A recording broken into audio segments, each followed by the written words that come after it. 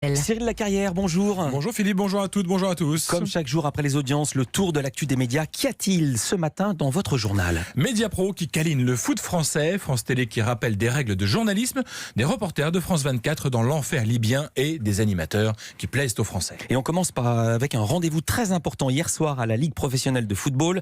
Les clubs français rencontraient les dirigeants de Mediapro pour une séance de mise au point. C'est peu dire que cette réunion était très attendue. À force de ne rien voir venir, les dirigeants français commençaient à se demander si entre Mediapro et eux, c'était du sérieux. Pour les rassurer, Mediapro a donc assuré une opération séduction hier à Paris. Son président espagnol, Rom Jurés, était là, évidemment. Il en a dit un peu plus sur les contours de son offre. On l'écoute, il est au micro de Julien Froment du service des sports d'Europe 1. On parlait quelque chose autour de 25 € et on a besoin de 3 millions et demi d'abonnés pour avoir des numéros raisonnables. On a un accord, notre contrat avec la Ligue, c'est de 4 saisons et on croit qu'on peut développer un très bon travail parce que la masse d'abonnés à la télévision payante sur le foot français, elle existe toujours. Et Rom Jurés a d'autres ambitions ce matin dans l'équipe. Il dit avoir entamé des discussions avec RMC Sport pour lui racheter sa dernière saison de Ligue des Champions. Et toujours sur le volet européen, le patron de Mediapro a dit hier qu'il renonçait finalement à porter plainte contre l'UEFA concernant l'attribution des droits de cette fameuse Ligue des Champions. En attendant, Mediapro veut se concentrer sur l'avenir du championnat de France. Et après le retour aux affaires de Canal+, Julien Bergeau, le directeur général de Mediapro France, a tenu à faire une mise au point hier soir.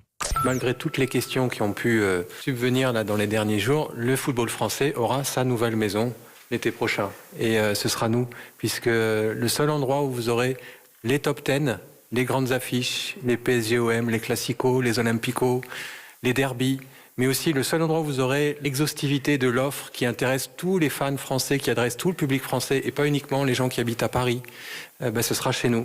Nous aurons presque 85% de l'offre sur la Ligue 1 et 80% sur la Ligue 2. Pour suivre toutes ces affiches, il faudra donc s'abonner à Mediapro et le montant de 25 € par mois commence déjà à inquiéter les fans de foot français qui craignent que la facture s'alourdisse dangereusement. Là encore, Julien Bergeau de Mediapro France tient à rassurer tout le monde. Je trouve que c'est un prix particulièrement attractif parce que quand vous regardez aujourd'hui le fan de foot, s'il veut s'abonner à ses matchs de Ligue 1, ses matchs de Ligue 2 préférés, il doit débourser au minimum 49,90 € par mois. Donc nous, en nous positionnant aux alentours de 25 €, on est à moitié prix.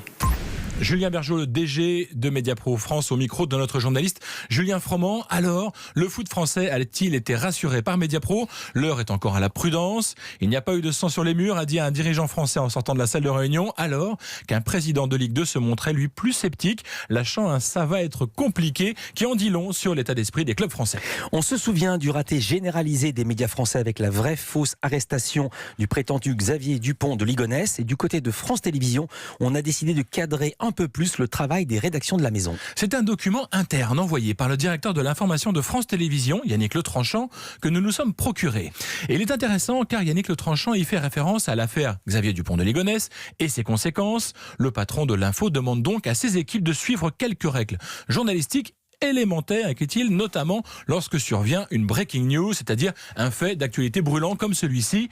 Il en va de notre crédibilité vis-à-vis de notre public, écrit Yannick Le Tranchant. Alors Cyril, à quelle règle la rédaction de France Télé doit-elle désormais s'astreindre ? Il y a une règle d'or. En cas de doute, on s'abstient. Une information ne vaut d'être sortie que si elle est sûre, vérifiée et sourcée, peut-on lire dans ce document.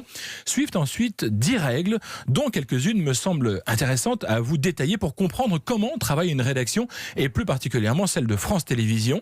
On apprend, c'est la règle numéro 4, que la direction doit systématiquement valider la diffusion d'un nom ou d'une photo quand survient un événement important. Règle numéro 7, la direction demande que seul le prénom de l'auteur des actes soit donné à l'antenne et que l'absence de photo doit être la consigne jusqu'à la mise en examen. À ce sujet, on se souvient que de nombreux médias s'étaient interrogés sur le fait de révéler les noms des tueurs et même de montrer leur visage, et France Télévisions apporte donc ici sa réponse. Oui, même s'il peut bien sûr y avoir des exceptions quand la justice révèle par exemple elle-même le nom d'un suspect. Interdiction en revanche de diffuser des images ou des vidéos qui pourraient glorifier un auteur. attentats. Enfin, un dernier exemple, la règle numéro 10, on ne parle d'attentat que s'il y a une saisie du parquet antiterroriste. Avant ça, seul le terme attaque doit être utilisé. Des règles précises et intéressantes qui prouvent que l'énorme couac autour de la prétendue arrestation de Xavier Dupont de Ligonnès a laissé des traces et que les journalistes avaient tout intérêt à s'interroger sur leur manière de fonctionner. Et Cyril, vous vouliez nous signaler un documentaire de France 24 au sujet du conflit libyen. Libye, le piège infernal, c'est le titre de ce long format que vous pourrez découvrir demain soir. Infernal, le mot semble bien approprié. Depuis 8 mois, les combats ont fait 1000 morts, 128 000 déplacés et pris au piège près d'1 million de migrants. Dans ce chaos, les réalisateurs du documentaire suivent ce qui se passe lors des combats armés et les populations qui tentent de fuir leur pays sur des embarcations de fortune. Nous avons demandé à Julie Dungelhoff, une des 3 réalisatrices, de nous expliquer comment elle et ses collègues étaient parvenus à travailler. Elle est au micro d'Alexandre Omar.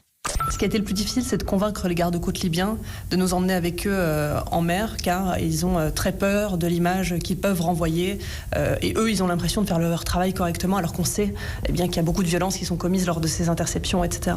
Donc le plus dur a été de les convaincre. Et ensuite, petit à petit, on a parcouru 3 heures de mer jusqu'à arriver à cette embarcation. Et là, c'est le chaos absolu. Les gens sont dans un état de désespoir, d'agitation. On voit ce bateau pneumatique se remplir d'eau petit à petit. On aperçoit petit à petit des femmes, des enfants. Au début, on pense qu'il y a 50 personnes et petit à petit, on se rend compte qu'ils sont 126 personnes à bord, qu'il y a 8 enfants, des femmes, etc. Et donc, moi qui filme, j'ai envie de capter le moindre moment de ce qui est en train de se passer devant mes yeux, de rendre compte de la plus juste des manières. Libye, le piège infernal, c'est demain samedi à 21h15 sur France 24. Et pour finir ce journal, Cyril, une tradition de nos confrères de TV Mag, qui est l'animateur de l'année. Il s'occupe avec succès des débuts de soirée de France 2 et visiblement les Français l'adorent. Nagui est l'animateur de l'année selon l'hebdomadaire TV Mag qui sera publié demain. Et il faut descendre jusqu'à la 9e place pour trouver la première femme. Il s'agit de Karine Lemarchand, une entrée quand même qui ne passe pas inaperçue dans le classement de TV Mag, celle de David Pujadas qui se positionne directement en 27e position. Et David Pujadas qui sera mon invité dans quelques instants, suivi de Karine Lemarchand. On s'en réjouit, mais aucun rapport avec ce sondage. Les invitations avaient été lancées bien avant. Merci beaucoup Cyril Lacarrière, on se retrouve lundi. Bon week-end.